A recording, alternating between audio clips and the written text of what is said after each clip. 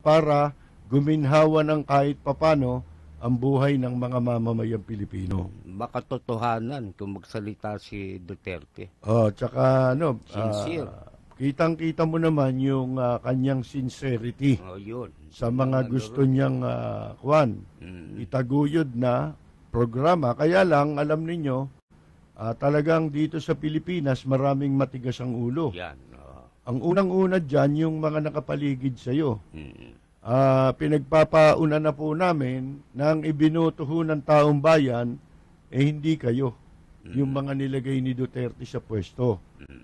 Kayo, inilagay ni Duterte sa pwesto para tumulong sa pagtataguyod ng mga programa upang pairalin sa bansa natin ang tinatawag na kaayusan o yung rule of law. Yan, mapanumbalik ang tiwala ng taong bayan sa pamahalaan.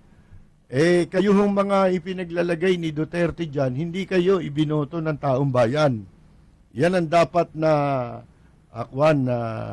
isaksak sa kukote nitong mga pinaglalagay ni President Duterte sa kani-kanilang posisyon.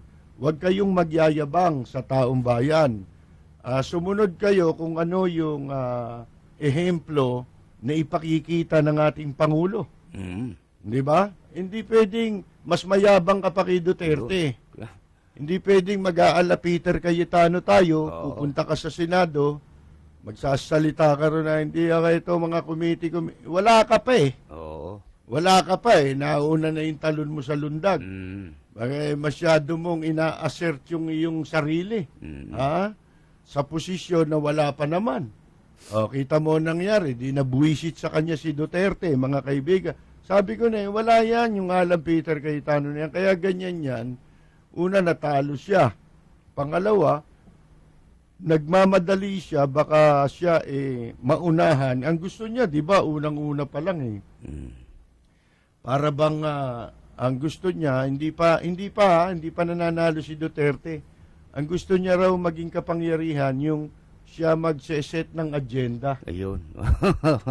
Di para, daig mo pa presidente nun. Parang siya magdidikta. Parang ikaw yung presidente. Parang sunod-sunuran sa kanya si Duterte. Si Duterte. Mga kaibigan. Sama ng pasok wala sa tiyempo. Wala, sintunado agad Wala sa bare. Kumbaga sa kantahan po ito, wala ho sa bare. Ang pasok ni Peter Alang Cayetano Ayan. Ito ho.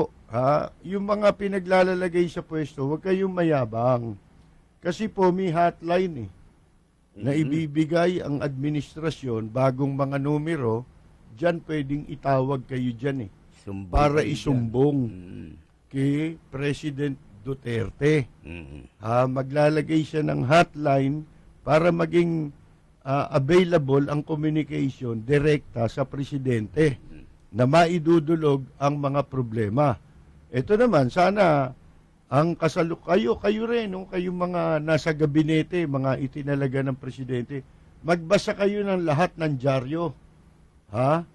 Basahin ninyo dahil may mga panawagan na inilalagay din sa dyaryo, hindi lang yung malalaking dyaryo, yan nga kalaban ninyo, yung malalaking dyaryo bago kayo naupo. Kaya nga sinasabi natin kahapon, wag na kayong kumuha ng PR. Kasi pag-uumpisahan niya ng katarantaduhan sa gobyerno, yung PR. Una, ang PR, ang trabaho po niyan takban yung katotohanan Yun. Pagandahin ang imahe mo, kahit na marumi. Yun. Papangitin naman yung maganda. Tapos palilitawin nilang masama yung mabuti. Yan ang PR Yan ang trabaho ng PR. Wala namang naitutulong yan. Magsinungaling. Yun ang trabaho ng PR. Total kasi, unang-una, nanalo si Duterte sa direktang suporta ng taong bayan. Hindi ho yan ginamitan ng PR. Sabi nga niya, wala akong makinarya, wala akong yung mga mayor, ilan lang ang talagang sumuporta sa akin. Ngayon, hindi yun kitang-kita naman natin kung paano nalagay sa kapangyarihan at nanalo si Duterte. Nandyan ang unang-una, yung social media.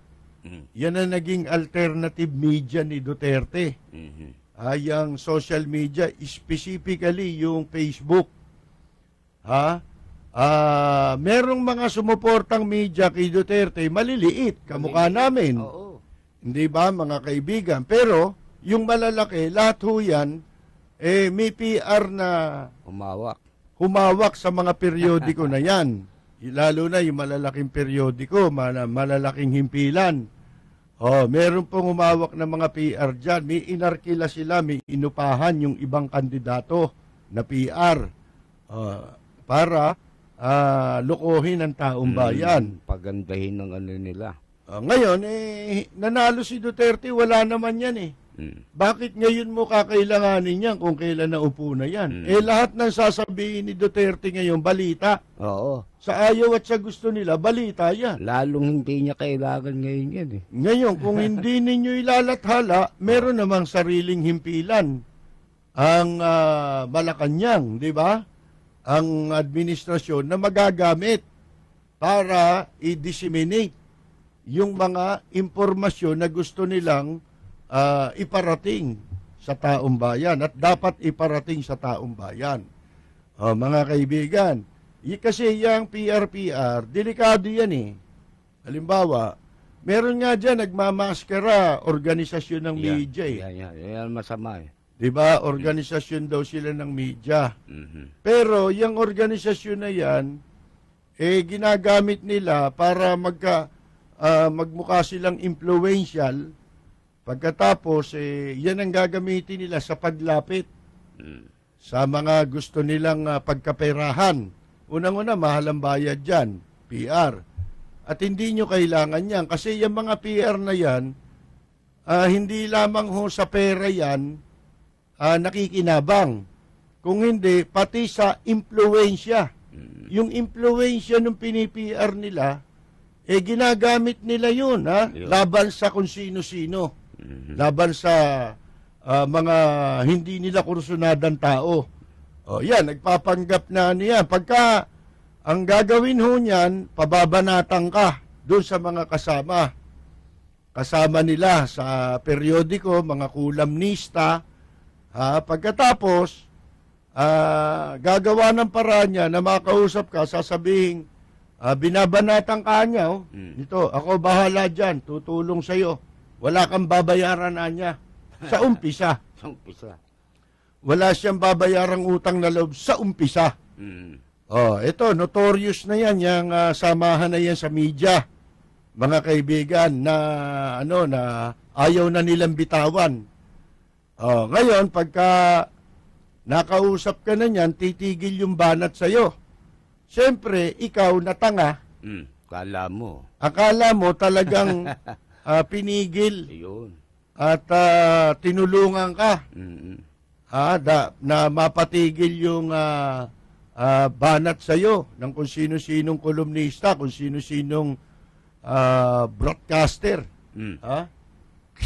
Hindi mo alam eh. Hindi mo alam. Scripted. Yun ay sinakulo. Oo. Bodabil. Hindi mo alam na siya ang may kagagawan at nasa likod nun. Sa operator niyan. Kaya niya napatigil kasi siya rin ang nagpabanat. Ngayon, pagka nagawa niya na makuha ang tiwala mo, sino mang nasa gobyerno, ang kasunod nun, pauutay-utayin ka na hingan ng kung ano-anong pabor. O kaya, magbibigay sa iyo ng mga panukala na sa palagay niya, makikinabang siya. Na kunyari, tutulong sa iyo. Katulad nung, hindi ba nung unang pagkapanalo ni Duterte, nung magsalita si Duterte, magalit doon sa mga kausap na media. Pag ang kasunod doon, meron daw may nagsabi. Si Andanar yata yun eh. Sinabi na magtatayo daw ang gobyerno ng isang tabloid. Tabloid, Ano nyo yung tabloid? tabloid. Unang-una yung tabloid, mga kaibigan, ang dami-dami ng tabloid eh. Aanin nyo yung tabloid, gagasta kayo ng pera sa walang kapararakan? Para ano? Dahil pag sinunog mo yon, yung mungkahi sa'yo na magtayo kayo ng tabloid, kung sino man ang nagpanukala no, na gustong makadikit sa gobyerno ni Duterte, ang gagawin ho lamang yan ang gagamitin niyang paraan para magkaroon siya ng impluensya. Hindi para tulungan yung gobyerno ni Duterte. Baga pain yun. Patibong. Patibong. Ang tawag doon, mga kaibigan. Pagka yung kumagat ka ron, wala na. Para kang isda. Oo. Ha? Huli ka na. Oo. Hindi mo alam na yan ang gagamitin niya para yung lahat ng opisyal sa gobyerno makunan niya ng pabor. At hindi lang yun. Baka magpanggapan si Duterte yan para mag-aala Peter Cayetano yan. Di ba? Yan po, mag-ingat kayo dyan sa PR. Pangalawa, ang trabaho ho kasi ng media, magbalita. Depende kung ano ang designation mo sa media. Kung halimbawa, komentarista ka, magkomentaryo ka. Di ba? Kung mag-reporter ka, newscaster ka, mag-report kayo. Magbasa kayo ng balita. Di ba? Ngayon, eto mga ito, meron hong code of ethics yan sa media. Sa media po, di ba, ang sinasabi, patas na pagbabalita. Pagdating ho yun sa pagbabalita, kailangan maging patas ka kung ano yung sinabi, pero hindi ho nangangahulugan na yung nasyonalismo ng isang tao ay nawawala sa kanya. Huwag tayo magkamali. Hindi pwedeng sasabihin mong lubusan patas ka dyan. Pagka ang bansa mo, ang interes at kapakanan ng bansa ang nakasalalay sa isang balita, kailangan magkakaroon ng isang stand ang media para sa kapakanan sa panig at kapakanan ng kanyang bansa. Yun nga ho, itong pagiging presidente ngayon ni Duterte, pwede natin tawagin ito, makabayang presidente. Nationalist na presidente ito. Kung tutusin ninyo, mas maganda ang imahe ni Duterte kumpara kay Magsaysay. Mga kaibigan. Ito talagang naipakita na niya ito kahit na nung siya'y mayor pa lang. Yung mga pinagsasabi niya kahapon sa kanyang talumpati, walang bago dun. Kung ang pag-uusapan natin mga nagawa na niya. Dahil yung mga sinabi niya, nagawa niya yun sa Davao. Ginawa niya yun. Yung mga sinasabing pag-waive ng mga requirements, yung pag-reduce niyan, pagbabawas niyan, pagtanggal ng mga red tape, nangyayari sa Davao yun kaya hindi natin pwede sabihin, yan bago. Kung ano yung nasa Davao, pwede niyang gawin dito. Nasa mga tarantado na lang yan, dito sa pamahala na tinubuan na ng sungay, mga kaibigan, kung gusto nila suwagin, yung patakaran na nais ipatupad ni President Roddy Duterte. Nasa inyo na yan. Sabi nga, buntot nyo, hila nyo. Nagliliyap na mga komentaryo, maanghang na mga batikos. Ito ang Lapid Fire ni Percy Lapid. Lapid Fire. Balik tayo doon sa PRPR. Yan ang kasi ito binababala namin sa inyo. Pagka once na gumamit na ng PR, ng public relations, ang gobyerno o administrasyong Duterte, diyan na magsisimula ang katarantaduhan sa gobyerno. Tandaan ninyo yan. Kasi hindi na ho, halimbawa, di ba ang ginagawa ng mga administrasyon nakaraan, nangangako. Katulad si Pinoy. Kayo ang boss ko, anya. Yung pala, ang totoo nun, kayo ang busabos ko. Hindi ba? Hindi niya pwedeng hindi ako makinig sa inyo. Yan. Kesyo ganito ang ginagawa natin sa gobyerno, dito sa ganito, sa dyaryo. At saka sa media. Sa totoo. Hindi naman ganun eh. Kaya ngayon pwedeng tuusin talaga yan, asan ang ginawa mo? Tanong nyo kay Noynoy, asan ang ginawa mo? Yung kahapon nga, natatawa ko eh. Habang manunumpa si Presidente Duterte, nagmamadali si Noynoy pabalik doon sa kanilang bahay, dyan sa Times. Kasi meron ding kasabay na okasyon silang ginawa ron. Nangaagaw pa ng eksene. Mga walang ito eh. Halatang halata mo na sour graping eh. Mga kaibigan. Sinubong siya. Hindi ka dapat gumawa ng eksenang ganun. Na nagtayo sila ng intablado ron sa malapit sa bahay ni Kalbong Pinoy, mga kaibigan. Pagkatapos itatanghal nila yung sarili nila. Sila nag-PPR na sa sarili nila dahil tapos na kontrata ng PR nila. Hindi ba? Ito si Danky Soliman, no? Si Noynoy daw ang the best president. Naku po. Baka beast, hindi best. Ha? The best, ha? The beast president. Kung tatanungin natin ngayon, nasaan ang ginawa mo? Ano ginawa mo sa Pilipinas? Ang sabi mo, kami ang boss mo. Yung pala, ginawa mo kaming busabos. Nasaan yung ano nangyari sa MRT? Hindi ba? Tagal ko lang nagtimpe. Naku mga kaibigan, hindi nyo lang nalalaman kasi dito, minsan, dahil sa gusto nating bigyan ng, ayaw nating pasamain ang loob ng ibang tao, sinisikil natin ang ating sarili para, ika nga po, ibulgar ang mga dapat ibulgar, paminsan-minsan nangyayari talaga yun eh. Isipin ninyong ang daming kabalbalang ginawa niyan, tanimbala. Ano pa? Yung mga OFW na gustong buwisan ng malaki.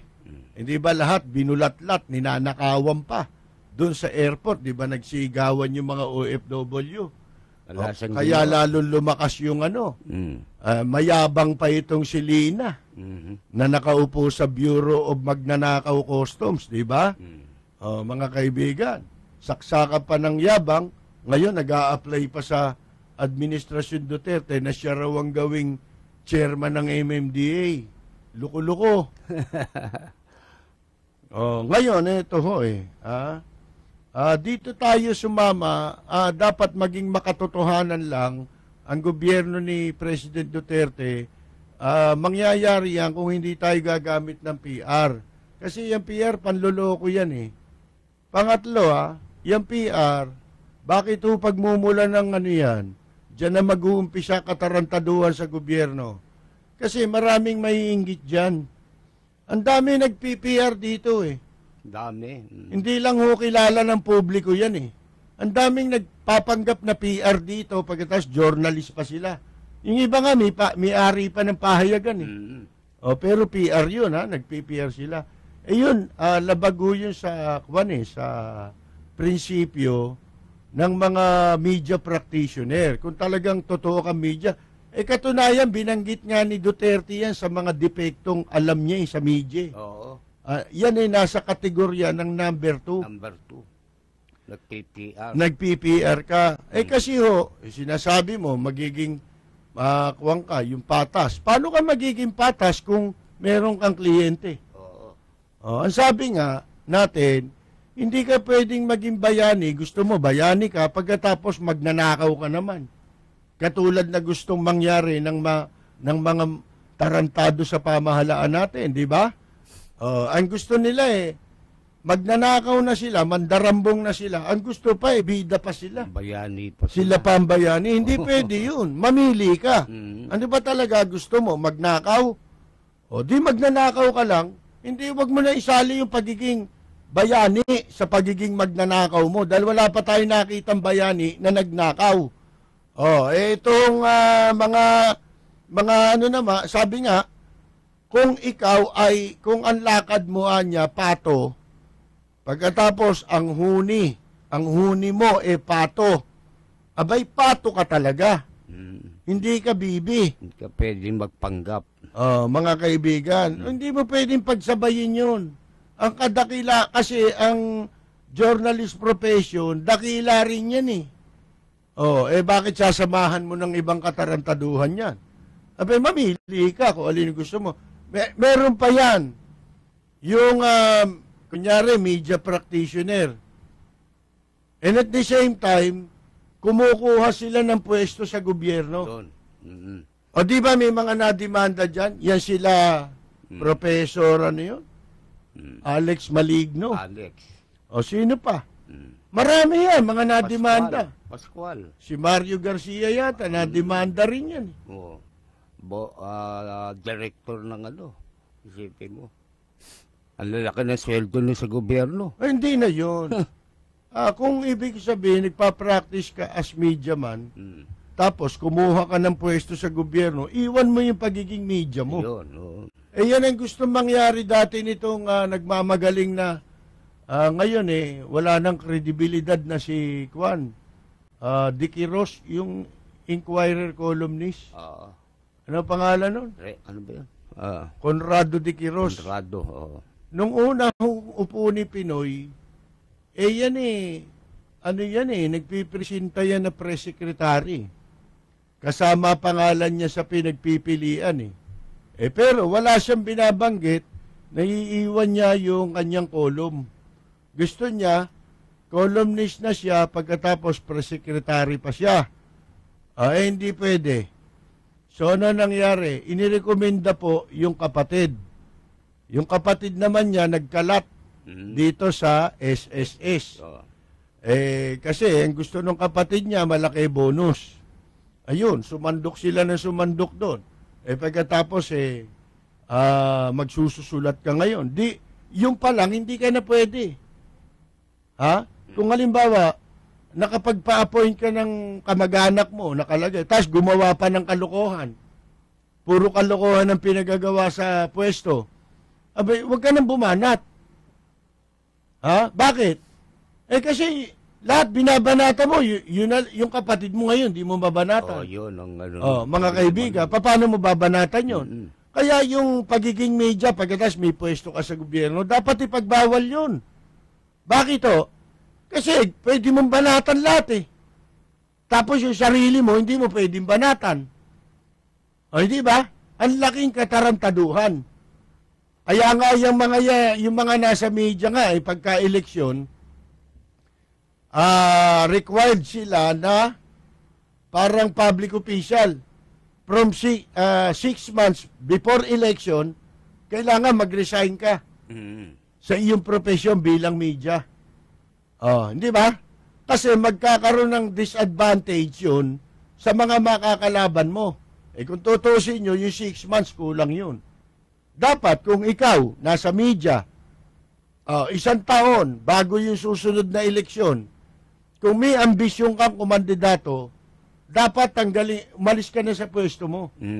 Kasi malaking hindi patas yun para sa mga makakalaban mo. Ikaw samantalang pagka umiiral na ang eleksyon, hindi ba may ipinapatupad na kung gano'n lamang katagal ang pwede mong magamit na oras sa radyo bilang advertisement. Oo. Pagkatapos, kung may sarili kang isip mo, libreng propaganda yun para sa iyo. Ganun na lumalabas dyan. Ngayon, mga kaibigan, kaya magbantay kayo, yun ang sinasabi natin, hindi ko mo nanalo ang ibinoto natin presidente at masaya tayo dahil nakaupo na, iba ang pakiramdam natin, para bang ang pakiramdam natin nag-uumpisa na. Na tumahimik ang lipo natin, yung mga kriminal, nag-uumpisa na sila, mga kaibigan. Hindi o ganon, dapat bantayan din natin. Kaya nga ito, pinagpapauna natin. Yan ang wag na wag gagawin ng sino mang appointed sa gobyerno. Una, wag kayong maging mas mayabang pa. Akala mo kung sino kayong makitungo sa mga tao, sa publiko. Kasi inilagay kayo dyan, hindi mamamayan ang bumoto sa inyo. Kumbaga ina-accommodate lang ng mamamayan kung sino ang inappoint ng presidente. Tinatanggap lang namin yon kahit na sa totoo lang, labag sa kalooban ng marami yung ibang nilalagay sa pwesto. Ha? Kasi labag sa prinsipyo kung bakit dinala natin ng isang presidente, pagkatapos may kasama siyang hindi naman natin kursunada, kalaban siya nung prinsipyong yun. O, pinagbibigyan natin. Bakit? Baka sakaling ito'y sumunod Ha? Doon sa nag-appoint sa kanya Sino ba yung nag-appoint sa kanya? Aba, yung nag-appoint sa kanya, yun ang binigyan ng taong bayan ng mandate. Hindi kayo kasali ron. Nabibigyan lang kayo ng mandate sapagkat yun ang batas. Nag-a-appoint ang presidente. Pero, mga kaibigan, ang binoto lang ho dito si Duterte, hindi nangyari na ito sa lahat naman ng administrasyon Kaya nga nag-aabuso yung mga yan Ha? Sapagkat pagka nakaupo na, aba para bang yung mandate ni Duterte mula sa taong bayan, binigay din natin sa kanila. Ay, doon kayo nagkakamali. Kaya tama ang patakaran na naisipatupad ni President Duterte na putulin niya mga red tape. Alam mo ba, ang daming sinabi niya. Ewan ko kung ito'y sa cabinet meeting. Kasi hindi ko na nasubaybayan yung first cabinet meeting niya kahapon after ng outtaking. Mga kaibigan, may sinabi, nabasa ko sa periodiko ngayon na sinasabi niya tungkol naman dito sa mga patakaran sa air transportation. Oo, sabi niya, huwag niyo akong bibigyan ng special treatment na kung ako aalis, gagamit ng aeroplano, patitigilin niyo yung ibang airlines. Sabi niya ganon. Ibig sabihin, sa mga cabinet member, yun din ang niya, order niya. Walang special treatment. Hindi, ang ang punto ron, may sinabi pa siya na tayo dapat ang maging asta natin kamukha nung taong bayan. Yun. Karaniwang tao. Pumila tayo. Kung may pila, pumila tayo. Yun ang sabi ni Duterte. Hindi yung special treatment. Kaya nga sabi niya, magkapareho tayo ng taong bayan. Kung may pila, pumila tayo. At eto pa, mamaya na natin pag-usapan din yun, yung tungkol doon sa pinatitigil niya yung online gaming. Maganda ho yung order na yan kasi ni Pangulong Duterte sa Philippine Amusement and Gaming Corporation. Eto, lahat ng yan, magkakaroon ng katuparan niya kung hindi kayo gagamit ng PR. Kasi yung PR, panluloko yan, tandaan ninyo. At pagka nagsimula ho, nakita ninyo, halimbawa, ang mga ahensya ng gobyerno gumamit ng PR, by delikado na. Hindi na ho magiging makatotohanan ang isang gobyerno, ang isang administrasyon. Kapag merong alinmang agency o department sa gobyerno ang umupa ng PR. Yan ang tandaan ninyo.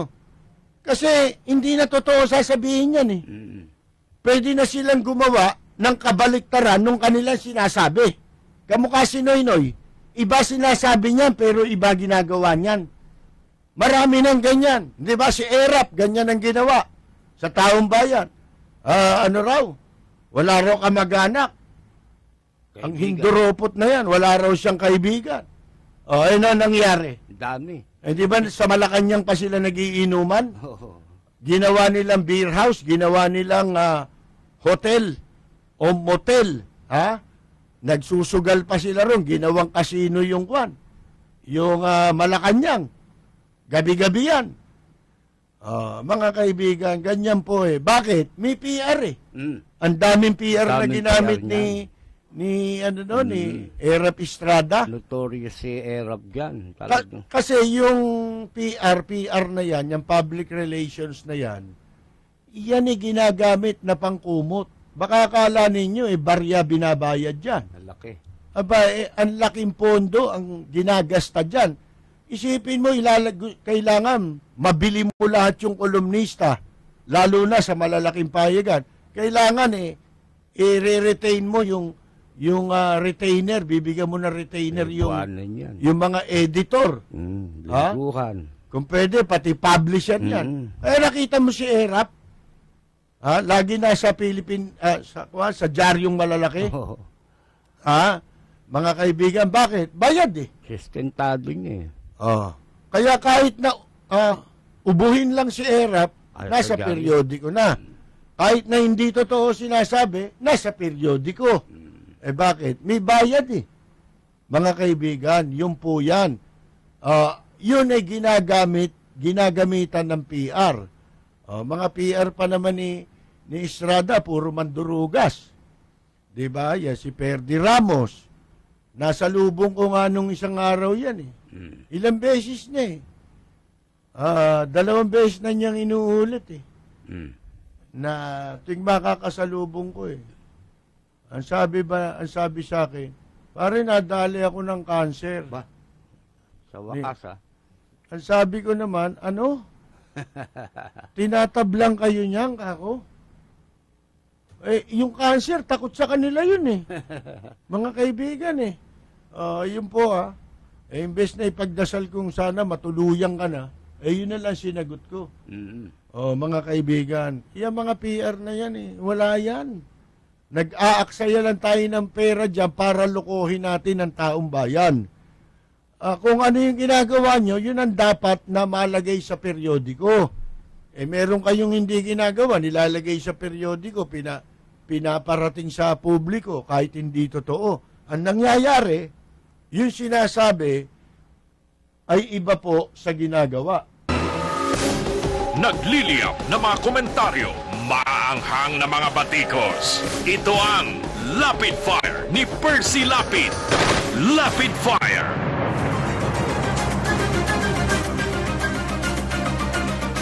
Siyempre po, kaya niya sinabing, join me in a rough ride, mga kaibigan. Kasi para ma-enforce niya, maipatupad niya itong malawakang reforma sa pamahalaan natin upang manumbalik ang gumuhong tiwala ng taong bayan sa gobyerno, talagang yan, magiging maalon yan. Kasi maraming suwail, maraming matigas ang ulo, marami kasi nasanay. Nasanay na po sa, halimbawa, yung red tape na yan. Siyempre, para maalis mo yung red tape, pati yung mga picture, aalisin mo. Halimbawa, sa pagkuha ng lisensya, may red tape dyan.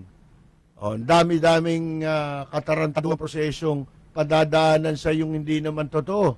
Yun lang may pababasa sa iyo dun Babasahin mo ng may boses Hindi naman nakikinig sa iyo yung nagpabasa nun. Kalokohan Tapos sasabihin mo sa kanya, tapos na. Tapos na ba?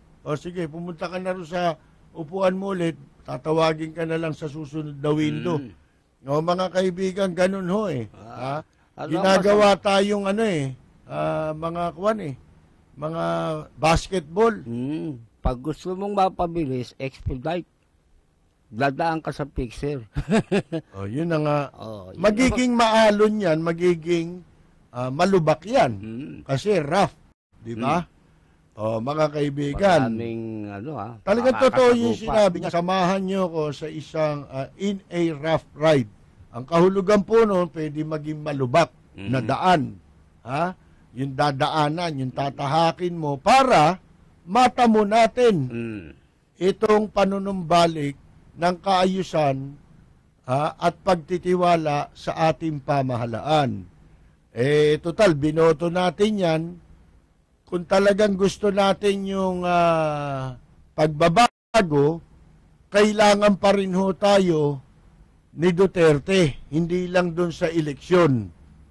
Kailangan suportahan natin ito hanggang tama ang ginagawa nila.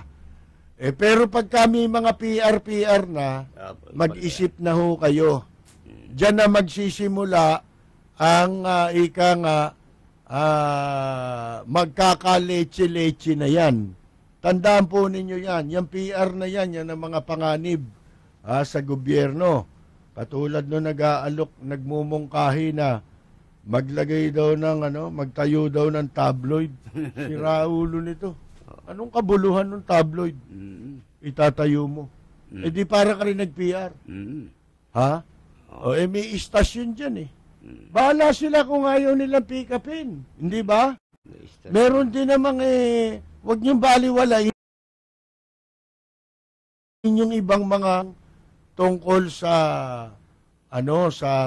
para ipaliwanag sa tayan yung mga programa talaga na totoong nakikita. Pero pumupuna. Ha? Yung pagpuna po, hindi masama yan. O, para malaman din nila na merong paano nila malalaman sa kung merong mga lumilipad ng hiwalay sa ilalim. Mga kaibigan, kung merong mga sumusundot ng pailalim. Hindi ba? Paano natin malalaman niya kung walang pupuna? Ano gusto ninyo? Tatanggapin natin yung mali?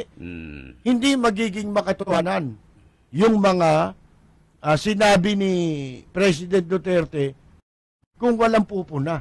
Kailangan may pumuna.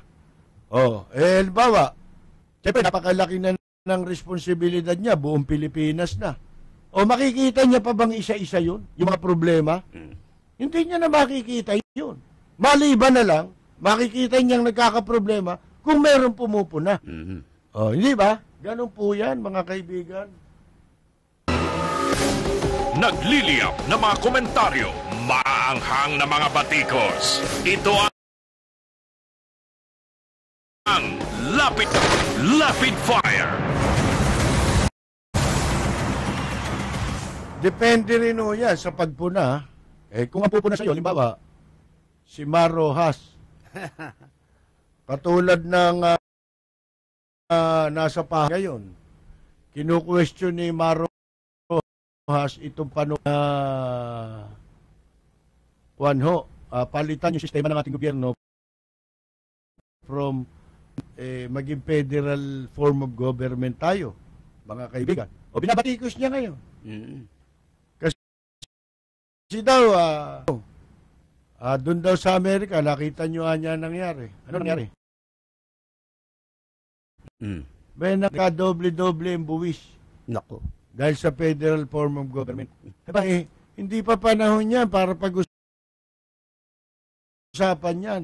Na yung federal form of government, abay, tsaka mo sabihin yan. Ang layo pa, isang hindi pa nakakaupo si Duterte, halos sumasayad yung puwit sa upuan, may sinasabi na si Mar Rojas. Halatang-halata mo na may mga binabalak ito eh. Hindi makapaghintay eh. Sa Revolto, hindi pa natatayo, pinipintasan mo na. Yan ang mga nagpapanggap na kunyari, fiscalizer, mga kaibigan. Kung wala ka sa Chepo, wala pa sa panahon, hindi pa nag-uumpisa, may sinasabi ka na. Ha? Yung federal form of government, di pa nung wala pa eh. Wala pa. Idea pa lang eh. Kumbaga sa kakanta, hindi pa kumakanta. Sinasabi ang sama ng boses nito. Hindi pa nga eh. Nag-uumpisa. Ayan eh. At saka soul graping, lumalabas yung kay ano eh. Ang pangit tignan. Oo, masagwa. Yan o ang mga mali. Kaya si Mar Rojas, walang kredibilidad eh. Alam niyo kung bakit? Kasi kunya lumilitaw na parang gusto niyang palitawin na may malasakit siya sa taong bayan. Ha? Samantalang dapat nilang ginawa yun nung nakaupo sila. Ba't di nyo ginawa yun? Ba't di nyo inalis yung ba't di nyo binabaan yung income tax ng taong bayan? Para nabawasan ang pasanin ng taong bayan. Ba't di nyo ipinag-utos na tanggalin ng VAT sa mga public utilities? Ayaw na ayaw. Sa gasolina, tanggalin ninyo. Ayaw na ayaw. Di ang laki sana ng ginhawang idinulot ng gobyerno ninyong 6 na taon, wala kayong pinagagawa. Sa krimen, wala kayong ginawa. Nanood kayo. Habang lumalaganap ang krimen, lalo kayo nagiging manhid. Lalo kayo naging bingi. Lalo kayo naging bulag. At mga kaibigan, sipin mo, ito, may nag-file na ng kaso para sa 44. Alam mo naman, ang problema naman dito, sa nag-file ng kaso, si Jimenez eh. Oo, yung... Isa pang walang kredibilidad dyan eh. Na, mahilig yan yung pagbago administrasyon, gumagawa ng eksena para pumapapel. Para ika nga magkaroon siya ng clout at mapabilang siya sa lipunan. Eh unang-una, wala naman yung BACC na yan eh. Sino ba yung Jimenez na yan? Yan ho daw sila, yung mga biktima. Eh victims kayo eh. Hindi na ba natapos yung pagiging biktima nyo? Ba't kayo lang ba biktima? Ang daming biktima dyan eh.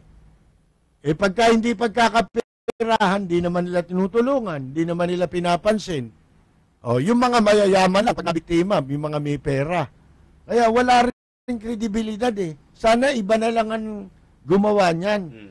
O, wala kayong kredibilidad na kumatawan para sa SAP 44. O, sana iba na lang.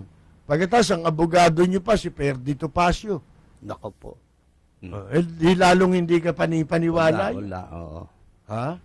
Lalong pagtatawanan lang yan. Wala yan eh. Walang pupuntahan yung mga ganyan, mga kaibigan.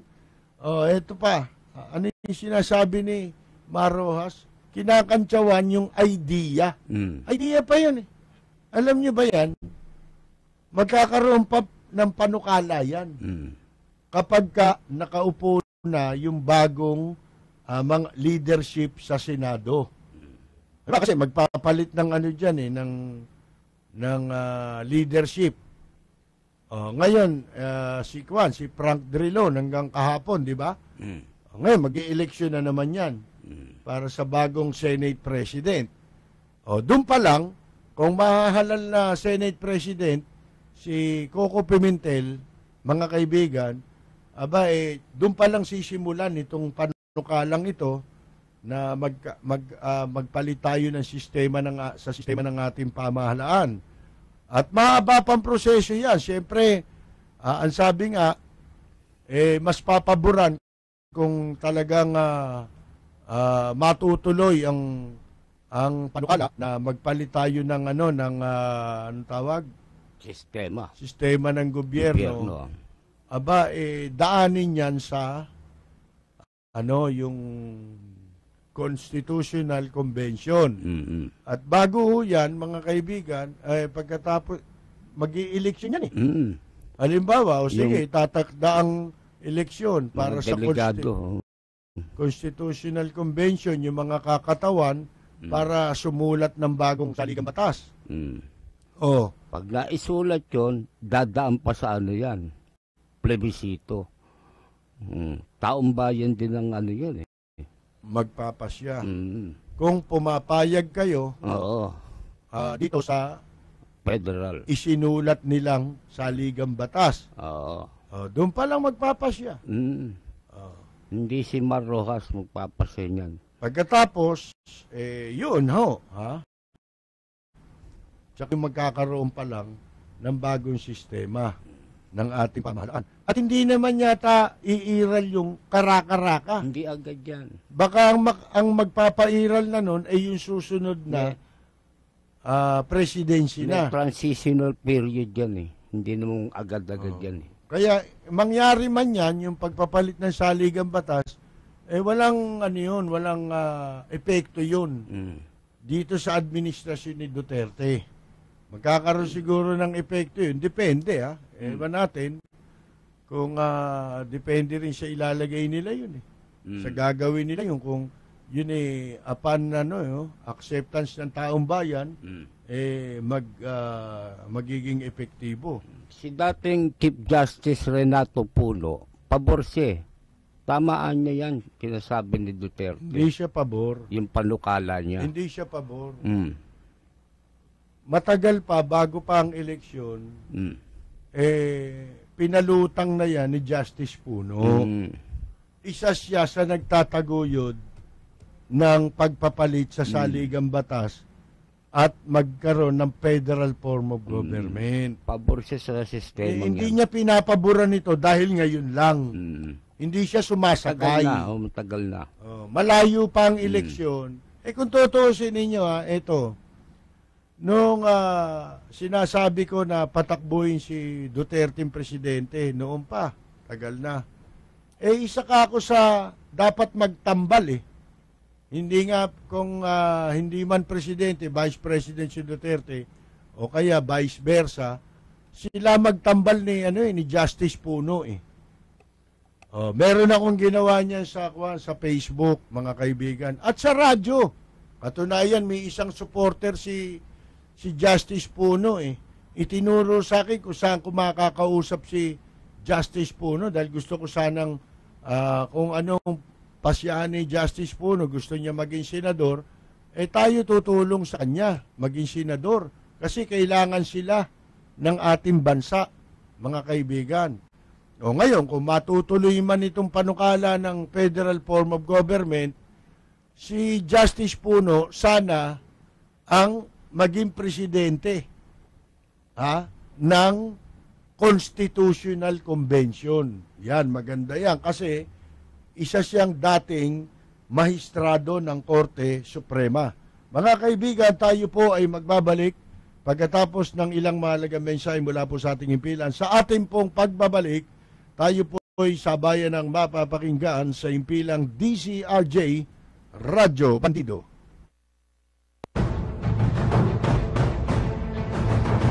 Mga pangunahing balita at impormasyon na dapat ninyong malaman, mga kabulukan, pasisingawin at isisiwalat sa Lapid Fire.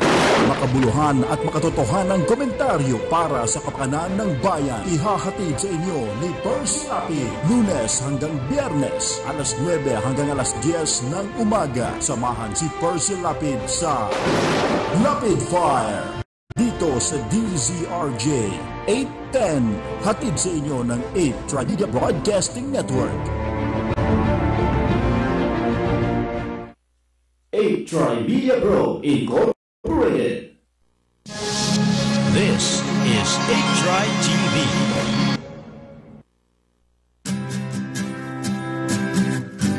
Usapang pagkalusugan, mga tamang gabay sa pangangalaga ng katawan, Klinika on Air. Narito si Dr. Ray Salinel Jr.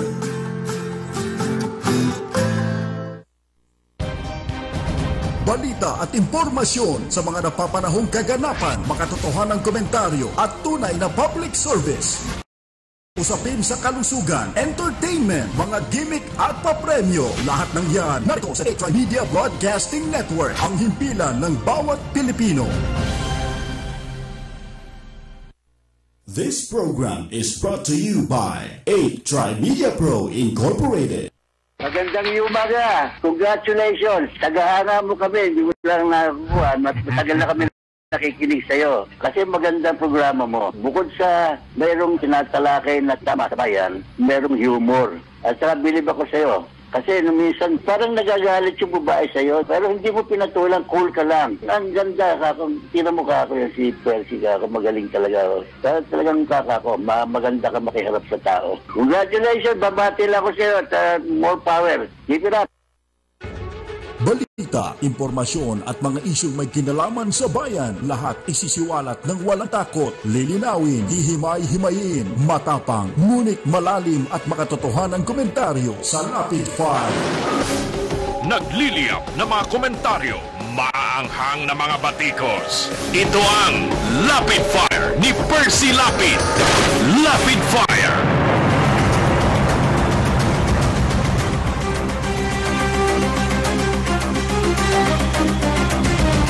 Magandang umaga pong muli, mga kaibigan.